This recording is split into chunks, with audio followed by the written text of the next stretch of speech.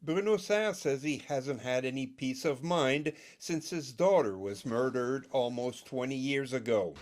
Brigitte Serre was killed in a holdup as she worked the night shift at a gas station in St. Leonard. J'ai toujours la culpabilité que j'étais pas là pour ma fille quand c'est arrivé. I always felt guilty because I wasn't there for my daughter. I should have been there, he says. Sébastien Simon was sentenced to life in prison for first-degree murder with no possibility of parole for 25 years. But the parole board just granted escorted leaves 5 days a week for unspecified work program. Serre and his wife Darlene Ryan call it a slap in the face. It's a joke. It really is. It's a true joke. Because Bruno and Darlene spent a better part of the last decade lobbying for crime victims, their rights, and making sure Brigitte's killer would never see the light of day.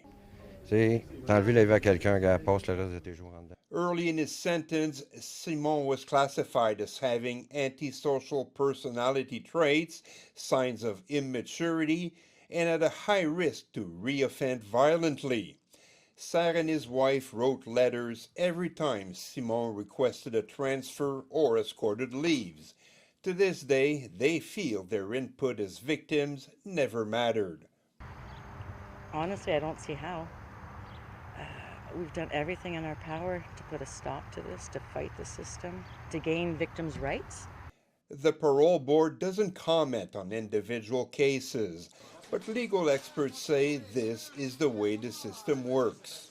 Well, firstly, if they find that the individual would pose an undue risk to the community, they won't grant the an escorted temporary absence. And if they don't feel that it's an activity that will serve to rehabilitate the person, then they won't grant it. But if Simon does continue to behave well, Eric Sutton says it's a sign he could be heading to full parole by 2030. Although he'd still be under parole supervision for the rest of his life. It's a life sentence. Lui, à un moment donné, qui va sortir, lui, tout va être fini.